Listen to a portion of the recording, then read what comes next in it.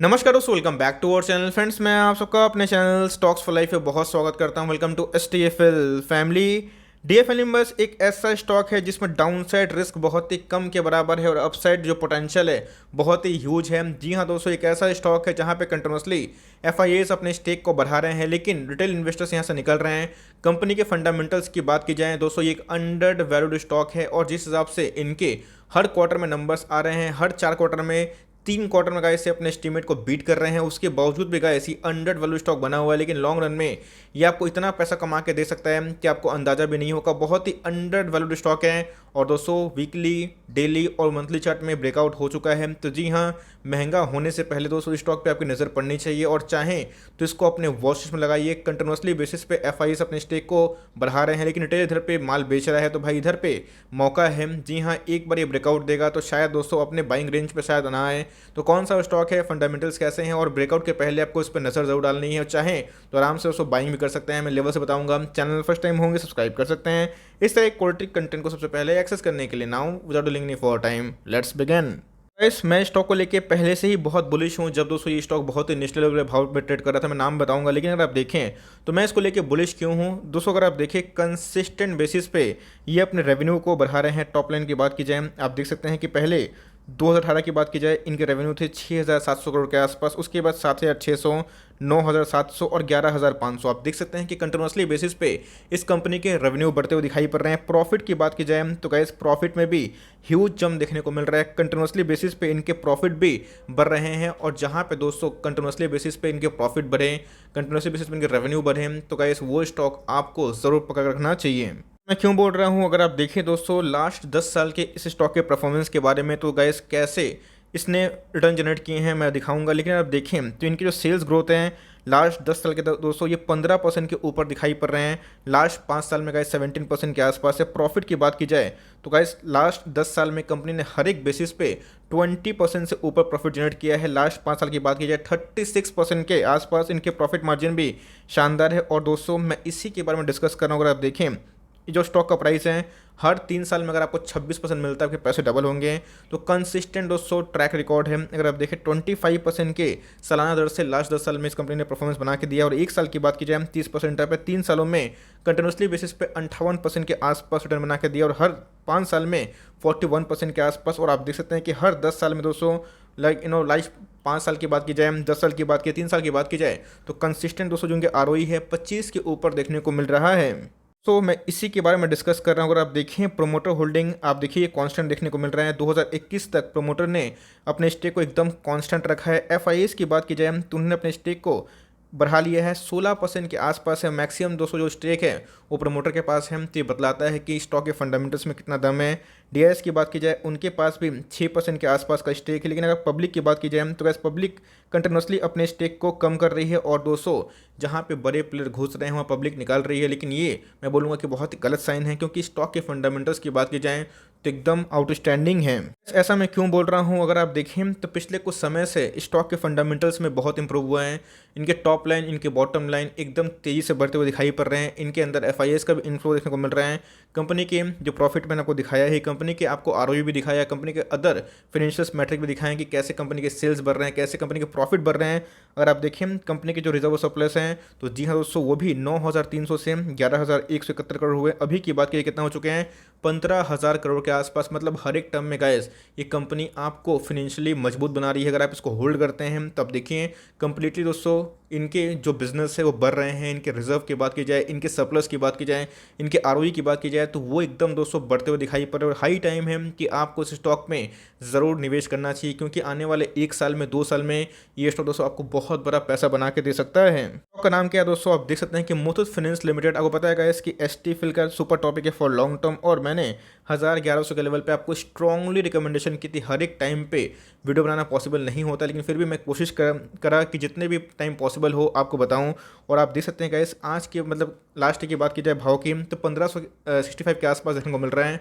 अपने all time high के करीब देखने को मिल रहा है। मैं बताऊंगा टेक्निकल चार्ट क्या लाइक देखने को मिल रहा है। और दोस्तों मुझे लगता है कि आने वाले कल में, आने वाले 5 साल में ये आपको बजाज फिनेंस से भी ज़्यादा रिटर्न बना के देगा। एनपीए का इशू चल रहा है, लेकिन इनको वैसा कुछ फ़र्क नहीं पड़ता क्योंकि इनके जो एनपीए बहुत ही कम बनते हैं, क्योंकि गोल्ड के अगेंस्ट में आपको लोन देते हैं। और दोस्तों इसी बीच में बड़ी कमेंट्री आ रही है इनके मैनेजमेंट की तरफ से, जो इसको और भी रॉकेट बना सकती है। अगर आप देखें YTD में एकदम दोस्तों स्टॉक ने 30% का शानदार रिटर्न दिया है। और ऑल टाइम चार्ट की बात की जाए, ऑल टाइम चार्ट भी दोस्तों बहुत ही प्रॉमिसिंग दिखाई पड़ रहा है। अगर आप देखें तो 790% के आसपास स्टॉक रिटर्न बना के दिया और कंसिस्टेंट बेसिस पे ये आपके वेल्थ को क्रिएट कर रहा है। यहाँ पे निफ्टी में गिरावट हुई थी, ये भी गिरा था, लेकिन ज़्यादा नहीं गिरा था। उसके बाद अपना फ्रेश हाई दिया, कंसोलिडेशन ब्रेकआउट, और दोस्तों फिर से ये ब्रेकआउट के वर्ड्स पे है। अगर इस बार ब्रेकआउट पॉसिबल होता है तो गाइस ये बहुत ही ज़्यादा रैली मार सकती है। इनके जो चेयरमैन हैं उन्होंने बहुत ही ज़्यादा ऑप्टिमिज्म में बयान दिया है। बोला है कि इस पैंडेमिक में भी इनकी जो ग्रोथ है वो प्रोजेक्शन गाइस 15% के आसपास लग रह सकते हैं। और ये कौन है दोस्तों, इनके जो MD हैं आप देख सकते हैं कि जॉर्ज अलेक्जेंडर मुथुत नाम है इनका। और इनके इंटरव्यू के दौरान दोस्तों इनसे बहुत सवाल जवाब पूछा गया। उन्होंने बताया कि जिस हिसाब से MSCME में और दूसरे माइक्रो फाइनेंस में लाइक लोन लेना बहुत ही मुश्किल हो चुका है, तो इसी बीच में 50,000 से लेके 1 लाख तक जो इनके लोन बुक है वो बहुत तेज़ी से बढ़ रहे हैं। और छोटे निवेशक भी बहुत ज़्यादा इधर पे गोल्ड लोन मुहैया करवा रहे हैं, जिससे आने वाले कल में Q1 में एक प्रॉब्लम हो सकता है, लेकिन Q2 और Q3 तक इनके सारे चीज़ रिकवर हो जाएंगे। और दोस्तों ये एकदम ब्रेकआउट के वर्ज पे मैं फिर से बताना चाहता हूँ कि एक बार ये हाथ से निकला तो शायद दोस्तों आपको फिर से मौका बनाने का नहीं मिल सकता। मैं क्यों बोल रहा हूँ, अगर आप देखें तो इनके एक साल में दोस्तों 1000 के आसपास दिखाई पड़ रहे हैं। हाई की बात की जाए दोस्तों तो बस 1-2 दिन पहले ही हाई बनाता हुआ देखने को मिला, और 1565 ये अपने हाई के पास ही ट्रेड करता हुआ दिखाई पड़ रहे हैं। मार्केट कैप की बात की जाए 60,000 करोड़ के आसपास की मार्केट कैप है। अब यहाँ पे दोस्तों सोने के अंडे देने वाले मुर्गी के बाद इधर पे क्या आता है कि कभी कभी याद रखिएगा जिनके फंडामेंटल्स कंटिन्यूसली इंप्रूव होते हैं तो उनके लिए निफ्टी 50 का भी जो रास्ता है खुलता है। और साथ ही साथ दोस्तों एक स्पीड की बात चल रही है जो कभी ना कभी तो मतलब कन्फर्म हो गई है। अगर आप देखें डिविडेंड यील्ड दोस्तों तो पहले 1.5% के आसपास थी, अभी 1% के आसपास हो गई। और सबसे खास बात इस कंपनी की ये है कि ये एक अंडर वैल्यू स्टॉक है। 48 का इनकी इंडस्ट्री पी है और इनका पी कितना है, मात्र 16 के आसपास। तो जी हाँ दोस्तों, वैल्यूएशन वाइज आपको बहुत महंगा नहीं मिल रहा है, अपने पीयर से बहुत ज़्यादा सस्ता देखने को मिलता है। सब देख सकते हैं कि 75% एनालिस्ट का मानना है, 16 ने इसको कवर करने टिकट टेप में, जहाँ पे सबका मानना है कि आप इसमें स्ट्रांगली बाई करके चल सकते हैं। डाउनसाइड की बात की जाए आने वाले एक साल के लिए 36% नहीं दोस्तों वो अपसाइड है, लेकिन डाउनसाइड की बात की जाए तो महज 10 से 12% के आसपास है।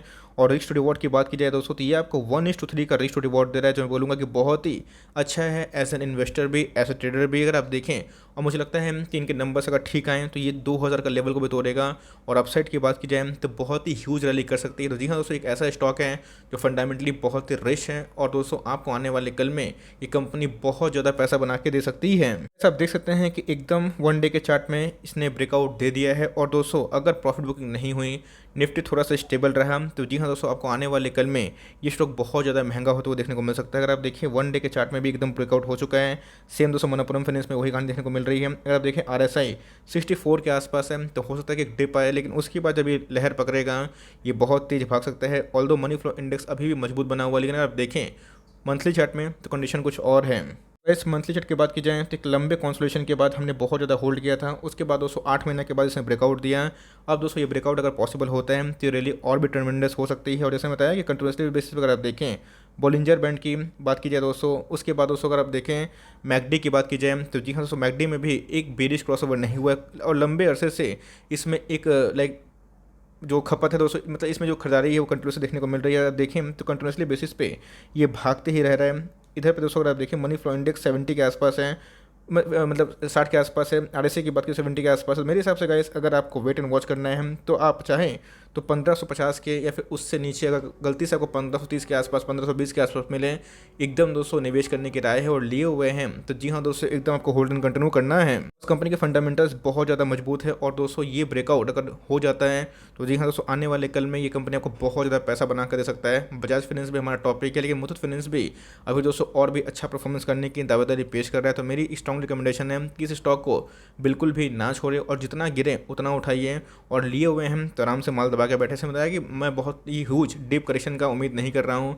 अगर गिरता भी है तो 1550 के आसपास 1500 के आसपास चला जाए तो वहाँ पे दोस्तों आपको एक ही काम करना है और बाई करना है, क्योंकि आने वाले फॉरवर्ड अगर आप एक साल देखते हैं तो ये कंपनी आपको मैसिव पैसा बना के दे सकती है। मैंने आपको दिखाया इनके फंडामेंटल्स, इनके परफॉर्मेंस इनके रिटर्न, तो जी हाँ हाई टाइम है गाइस कि इसको कॉन्सेंट्रेट करिए और अपने वॉच लिस्ट पे ज़रूर लगाइए। और कभी भी ऐसे स्टॉक में गिरावट हो आपको दोस्तों ज़रूर इस स्टॉक में बाइंग करनी है, एकदम स्ट्रॉन्ग रिकमेंडेशन है, बिकॉज आने वाले कल में ये स्टॉक बहुत भागेगा। और छोटी मोटी अगर गिरावट होती है निफ्टी गिरावट से तो डरना नहीं है, जितना गिरे उतना उठाना है, बिकॉज एक बार ब्रेकआउट अगर पॉसिबल हो गया, संपन्न हो गया, तो ये आने वाले कल में और भी महंगा हो सकता है। और इस बार जो रैली पकड़ेगा इस तो कम से कम 1700-1800 जाने के बाद ही रुकेगा, और उसके बाद सब कुछ सही रहा तो आपको आने वाले कल में 2000 के ऊपर भी जाता हुआ देखने को मिल सकता है। और सब कुछ और भी अच्छा रहा दोस्तों, आपको आने वाले 1-1.5 सालों में ये 3000 का स्टॉक दिखा सकता है बन के। तो मेरे हिसाब से आपको अपने इसको रडार पर रखना है और जितना गिरावट हो उतना उठाना है। और चाहे तो CMP में थोड़ा थोड़ा बाई करके चल सकते हैं, आपके पास तो कैश होना चाहिए, जितना गिरे जैसे बताया कि फिर से रिपीट कर रहा हूँ उतना आपको उठाना है